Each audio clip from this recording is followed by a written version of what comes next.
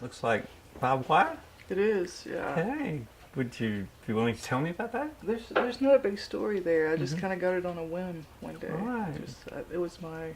I have a few more before that one, so. Right. So, but it was your whim that attracted you. You had energy for it. Yeah. Yeah. What happens now? What's your relationship with that now? With that? I still like it, and in some ways I can kind of relate to it. So tell me about what you like about that. I kind of feel like it's symbolic for the way I'm the one that kind of holds myself back. Right. Okay. Symbolic of your own restriction. Restriction, or hold yourself back. So tell me, just make it explicit to me, if you would, the barbed wire and holding yourself back. You mean like a barbed wire fence, or like barbed wire? Or tell me how those things go together. Just spell it out for me. Well, I just kind of feel like I do hold myself back in life, and so that would be one way that could manifest. So what is that way, though? Is it the barbs? Is it the fence? Is it the wire? Or is it the stranding together? What is it about that? It's the constriction. The constriction. Yeah. So you hold yourself back, and that's connected with the constriction. So the constriction is represented by what? Encircling your arm, or just what? Tell me about the constriction. Like, I want you to spell it out for me. It's stifling, and yeah, it surrounds my arm. There is a break in the back. Like Okay. That was intentional. Okay. So there's a way out. There's a way out, yeah. I know there's a way out. Right. Maybe I haven't found it yet. Right. Hold yourself back. You know there's a way out, but you haven't found it yet. Well, you kind of got a little clue, but it's a clue or direction so far. So I'm also interested in the. See, I come from Australia, so that has a particular kind of Australian association. I don't know what your association is here, or whether there's a cultural association, but barbed wire fences in Australia are ubiquitous. They're just everywhere. That's what fences are in the countryside. So barbed wire is quite a feature of kind of the life outside the city, really. It's kind of symbolic in certain ways of it. So when I look at that, I guess I have different associations, like with the barbs, so it's I always get caught on a barb going over the fence and things like that. And Well, in that way, I guess it's kind of made to keep people out too, right? right, so it's got that quality. So it's holding back, and it's also keeping out for you. Sure. So are the feelings that come up as you talk about this? Anxiety, a lot of anxiety. What's the anxiety connected to? Are you aware of that? I don't have that awareness right now. Okay. I just feel really anxious. Yeah. Well, I'm kind of dived right into what's on your arm and how that's connected with you, and holding back and keeping people out sounds pretty fundamental, very much. So, yeah. So, like, holding yourself back, how you hold yourself back, and also how you keep other people out. So it's got a dual function. Yeah. Yeah. So I'm interested, for instance, the interface between you and I'm interested in the keeping people out, and to what degree there's a sense you have with me of the keeping me out. Right. I don't feel particularly guarded against you. Excuse me. I don't feel particularly guarded against you right now. I guess that would be my sense of that. Okay, so you're not using your fence to keep me out right now. No, I don't feel like I am. Right, so kind of like I'm on the inside of the fence with you. Yeah, you can be on the inside with me. Be on the inside, right? Okay. So if I'm on the inside of the fence, I'm also being held in a sense. I'm in the same place you are, which is being encircled or something by this barbed wire, yeah? Yeah. Okay, so we're kind of in this together in a way.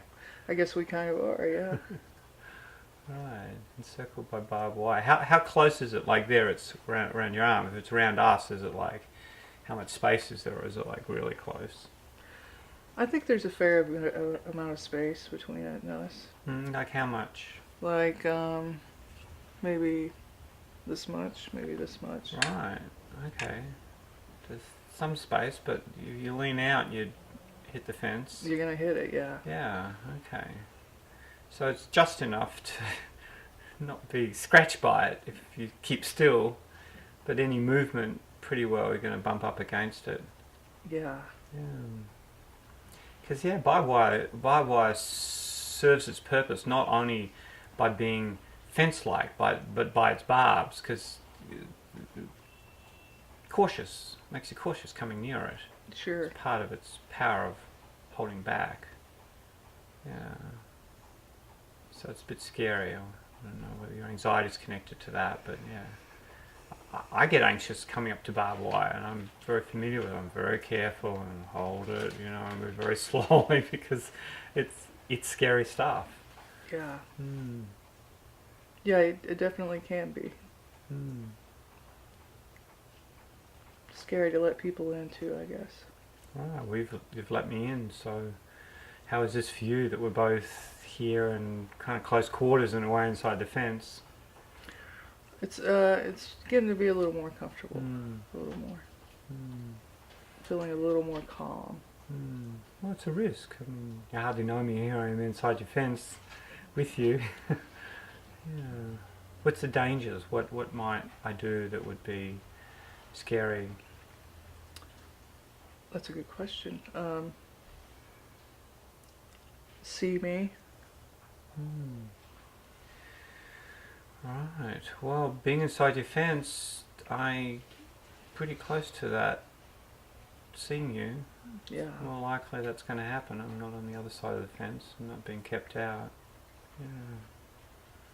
So I guess there must be part of you that wants me to be close enough to see you, in part that scared of that. Is that right? Yeah. What's the feelings touch with?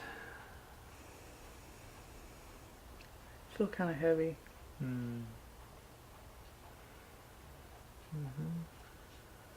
When I think about that, it's a heavy feeling.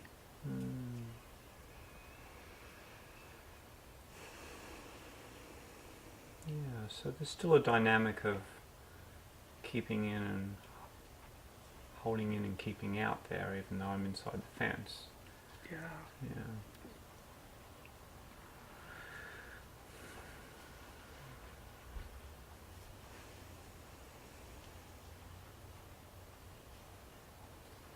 Well, keeping out, I mean, that makes sense. Wanting to protect yourself, be cautious. I imagine, like me and just about everybody else on the planet, you've been hurt. Right. Hurt by people being close. Yeah. And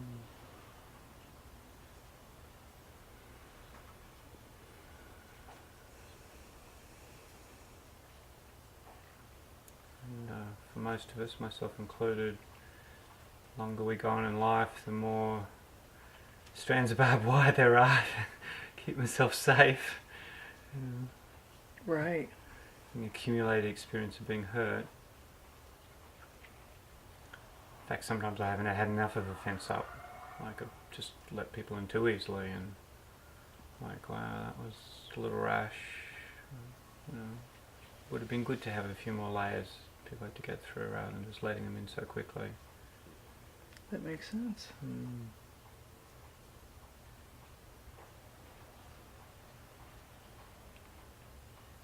So yeah, I might be on the inside of the fence with you, but there's still some layers between you and I which are completely understandable and feel quite appropriate.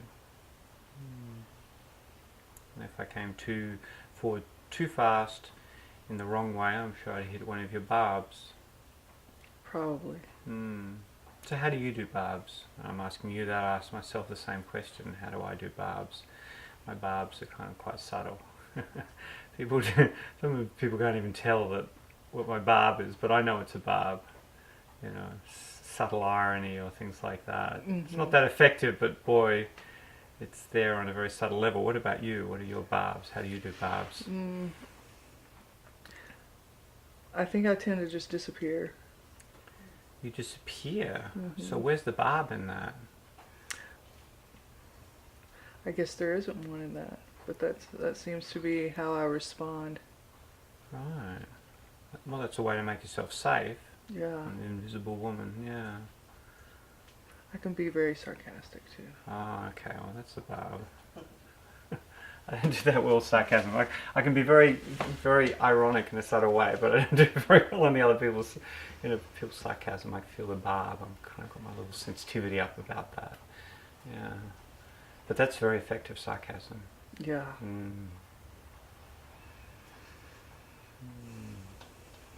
So there's sarcasm as the barb or disappearing.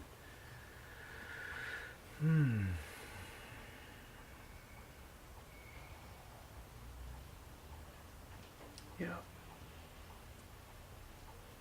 So where are you in all this right now between barb and disappearing and being held in or keeping out? I feel like I'm kind of holding steady. You know, I don't feel like I'm trying to disappear or barb. Okay.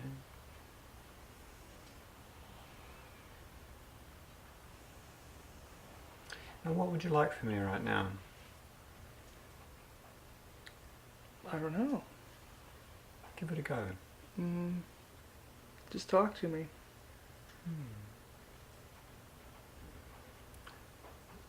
Tell me more specifically about how that talking looks.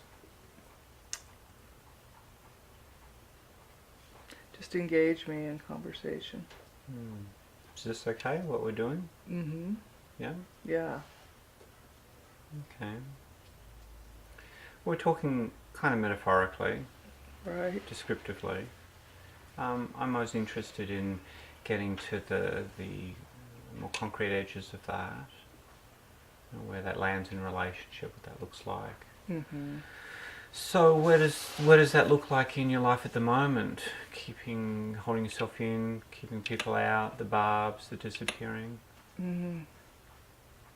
I think right now I'm most holding myself back professionally.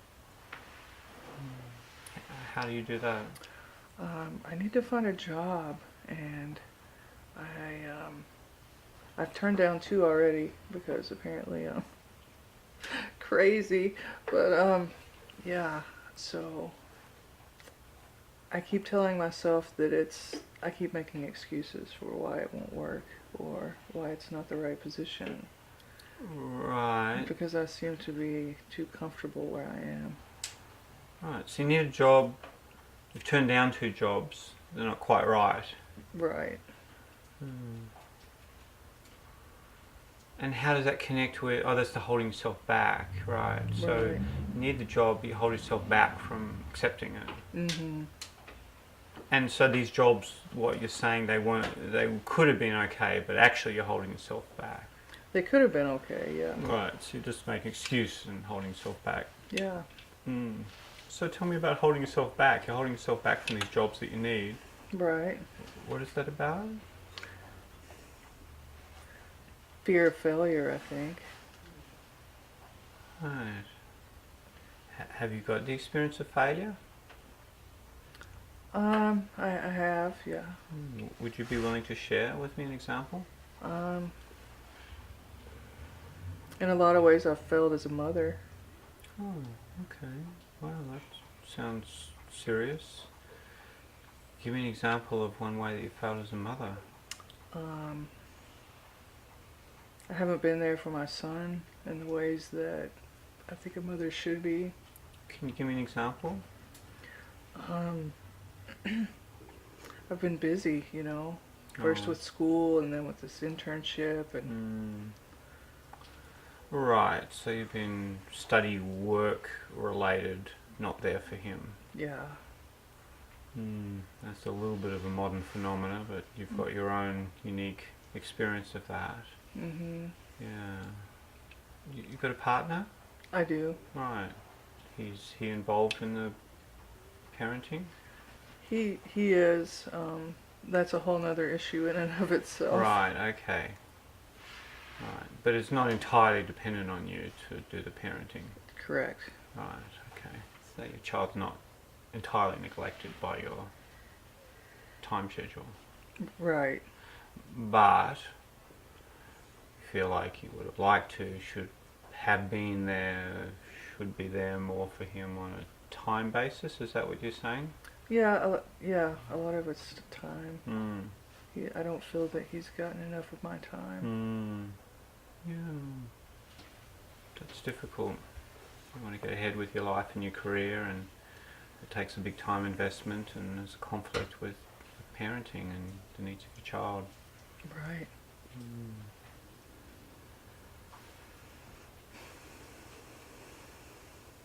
And your answer was to which question about holding yourself back, or I can't even remember the question I asked you, because like, how does that connect with what we're talking about? So, Fear of failure. Fear of failure. Okay, the fear of failure, and that's where you have failed, and the failure is the apportioning of time to your work and your career and your study rather than to your parenting. Mm-hmm. And you characterize that as a failure. Yeah. And that's an ongoing situation now? It's gotten somewhat better. Right. Because you haven't got that job. Right. I didn't take the job. Right. But I've also been trying a little harder to. Okay. How old is he? He's 11. 11.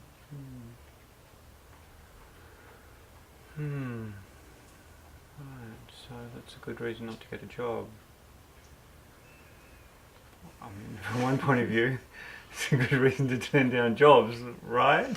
I suppose. Well, in your terms, it sounds like it. If you feel that you failed him by having invested so much time, then by not taking up jobs, you have more time available for him. Yeah, I do. That sounds pretty big reason to me, apart from whatever other reasons you might have. Mm-hmm. Right, so your fear is a failure, that's an example, and you're sort of making inroads into that. You're failing less because you're making an effort and have more time available for him. Right. Yeah.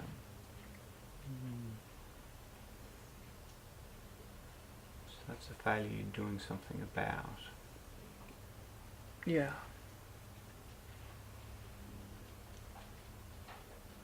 I can definitely see why you'd be declining those jobs. It's tricky, isn't it? Like, if you do get a job, you'll have less time available again. Right. But I also have to feed him, so you have to be realistic too. Yeah. Because your partner doesn't bring in enough. Yeah, not so much.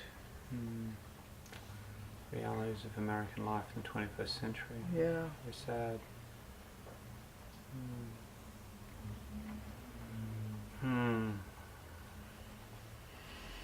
Well, I have a judgment that's sad. There's a conflict between basic survival and being able to be there for your kid. It's a conflict, to be sure.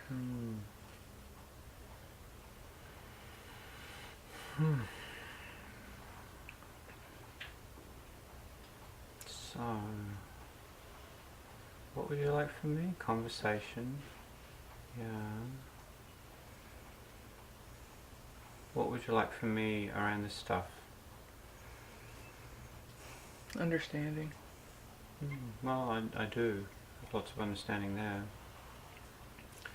I had my own struggles with the balance of career and time with my kids, and they're grown now, but you know, I had that edge of guilt. I did what I could, and it wasn't quite enough from my point of view. So you regret that? Yeah, I'm not quite sure what I could have done differently, but I do regret it. I do regret somehow. Well, yeah. I mean, really, it kind of would have meant I would have had to give up my institute because I was the chief and I did half a dozen jobs running the place, and I didn't have the finance to employ more than one person, and in some ways, yeah, although I couldn't imagine at the time, given that up, kids would have had a better teenagehood. They would have had more of me during their teenagehood. And, you know, that's a hell of a call, hell of a conflict. But yeah, it was difficult. I made a particular call, and looking back, might make the other call. So I do understand that difficulty. Yeah.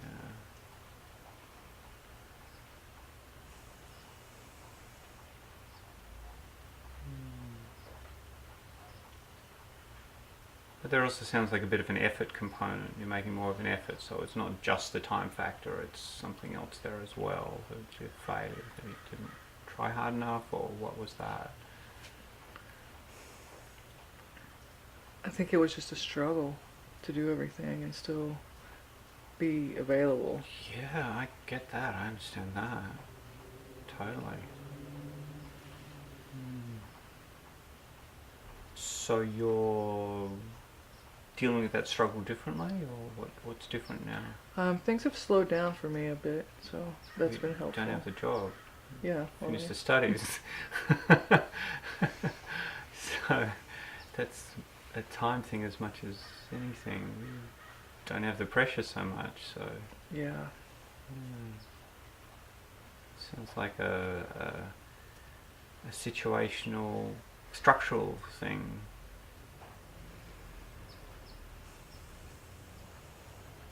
Is there an effort component, or is it mainly just about the structure? No, there's effort as well. So tell me about the effort or the lack of it. It just was about tiredness, but then that's a structural kind of thing in a way.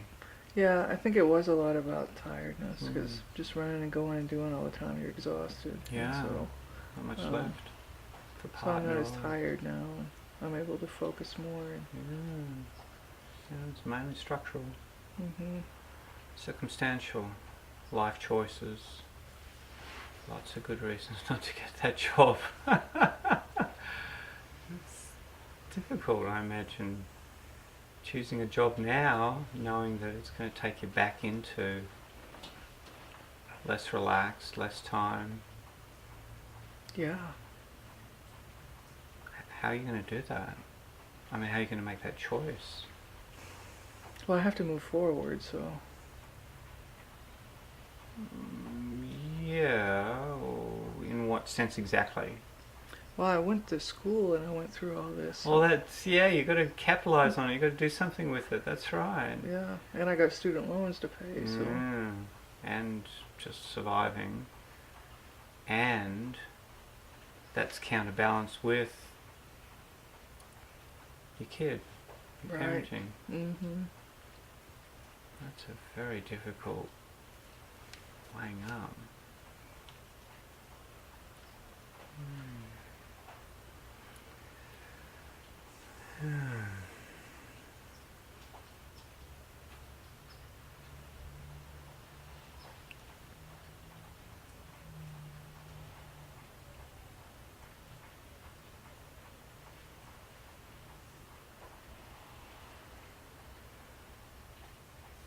It is pretty difficult.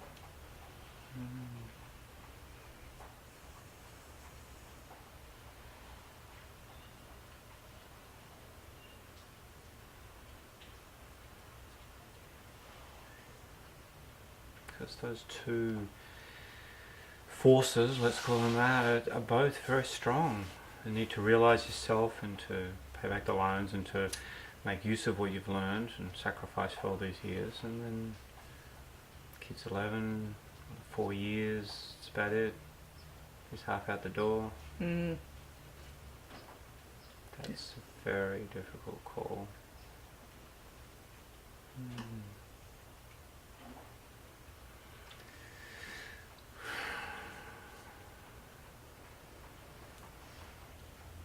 I guess you've thought of different interim solutions or something, I imagine. You've been turning over that and part-time and all sorts of options. Are you chewing over that endlessly? Yeah. What's your conclusion so far? Well, I think that I think I have to get a job, and I think I have to find a better balance than what I had before. So how will you do that? Like, Limits. I gotta set limits. yeah, tell me about them. Well, I'm okay with working weekends, but not every weekend. And I don't want to be gone all the time. So what's the limit? Give it to me concretely. Well, 40-hour work week. You know, that's it. That's where I draw the line. Yeah, well, that's a lot. 40 hours is already a heck of a lot. Yeah. Okay. 40 hours and not every weekend. Yeah. In my judgment, that sounds pretty reasonable. Yeah. I think so. And is that the ideal balance for you? It's a magic question. Is that the ideal balance for you? Is that really the balance for you, or that's like some compromise or should balance? I mean, you know. No, I think that's comfortable for me. That's comfortable for you. Okay. That's the right balance for you. Mm-hmm. So as long as you don't do more than 40 hours, and as long as it's not every weekend, there's enough left over to feel you've addressed parenting in a good enough manner. Is that right? Yeah. Right. Okay.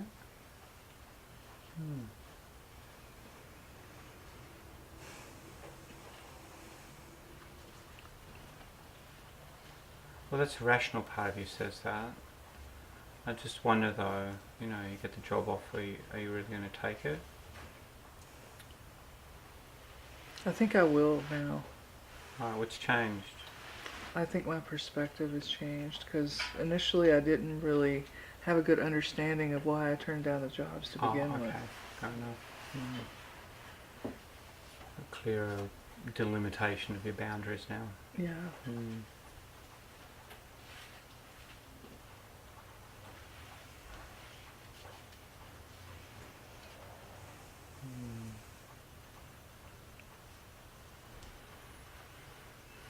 And what else would you like from me right now as we're talking about this topic? I can't think of anything.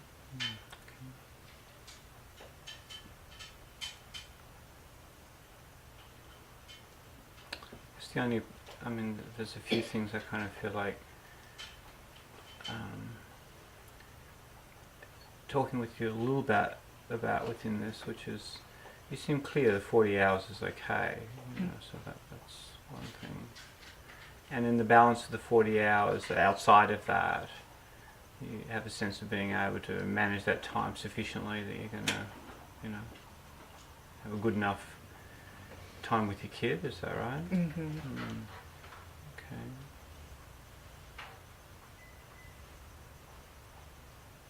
Yeah, I think I can.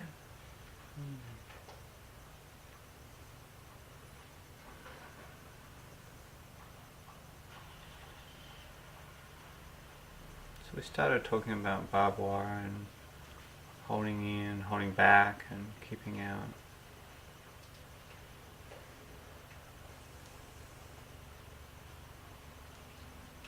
So where am I now in relation to all that for you? I think you're in. You're definitely in here with me. Okay, cool.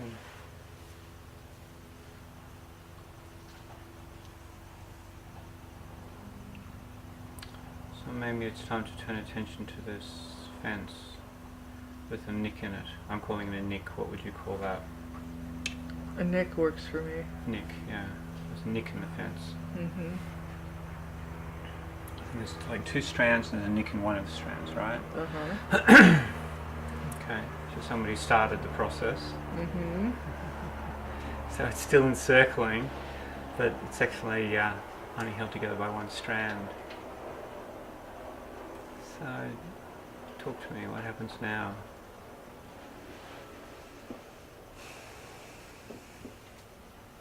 Maybe it's time to nick the other one. Maybe. That fence has served a purpose for a long time. You put it there for good reason. Yeah. along with the barbs and the keeping out and even the holding in. So if you cut it, then you lose that function. I don't know, is that really right? It's kind of scary. Yeah, I can understand that. Leaves you vulnerable to the outside world, gives you freedom, but that freedom's scary as well. Mm-hmm. Well, we could do a thought experiment.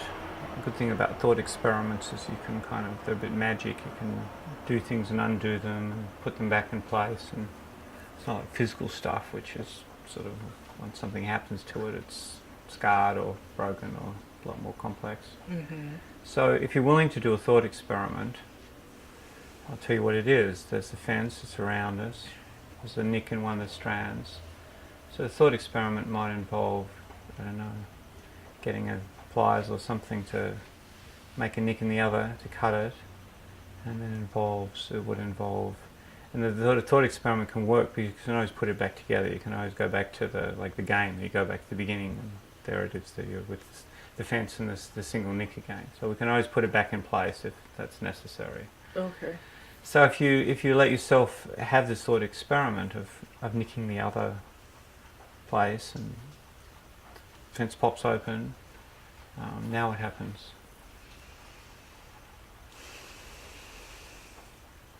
There's no barrier. Mm-hmm. Easily accessible. People just come and go.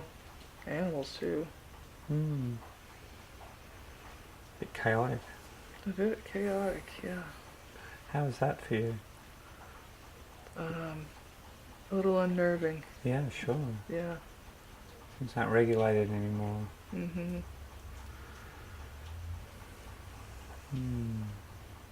So you had anxiety before. What happens with your anxiety in this unregulated place? It shoots back up. Yeah. Doesn't seem like that's that good a feeling. Not for me, no. No. Okay, well let's reverse the thought experiment. Go back, do up the nick, and we're back inside. Okay. What happens now? What's your experience?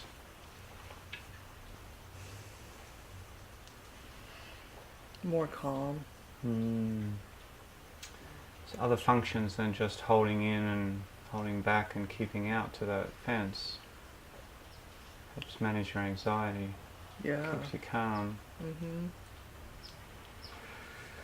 Alright, so if we're going to find something else to do, a different experience, cutting the neck, being outside the fence, then we'd have to find some way to manage keeping calm, it seems to me.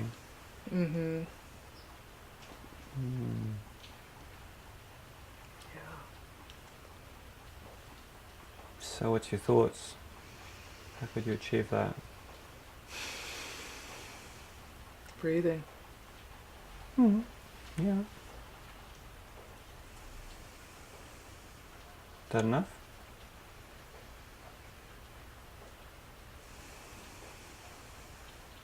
Well, we can try it. Let's see.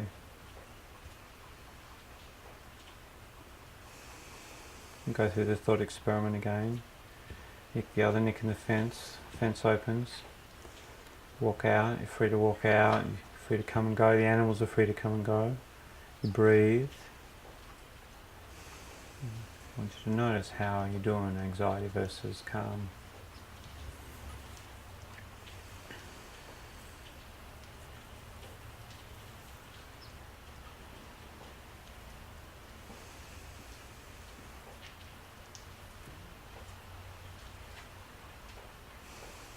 It's working. Okay. Good. So now what's happening? You're managing to stay calm. You're free to come and go. Animals are free to come and go. Mm-hmm. What's your experience?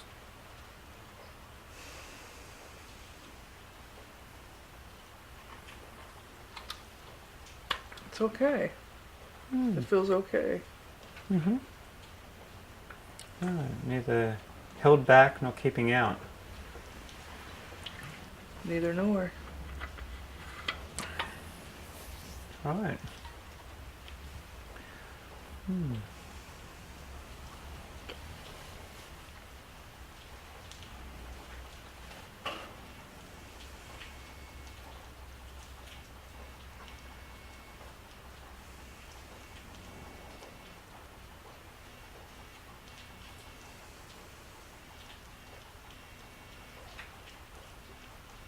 Any other feelings? Kind of relief. Hmm. Feel a little relieved. Okay.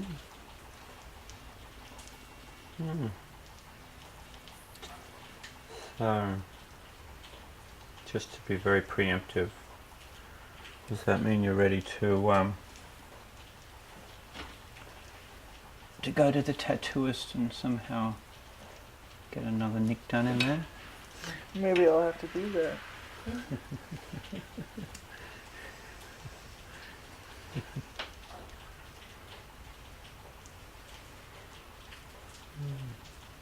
Maybe it's time.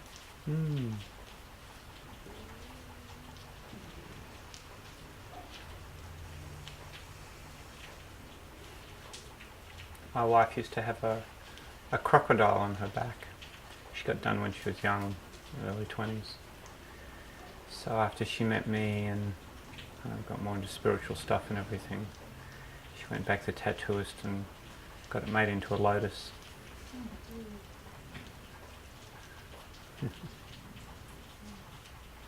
I can do all sorts of things like that. Nothing's so permanent these days, right? That's right. And undo it. You might have to, instead of a tattooist, you might have to go to the people that undo tattoos and just get them to undo that little line. That might work better. Yeah, I think so. Just tell them, I just want a little nick in there.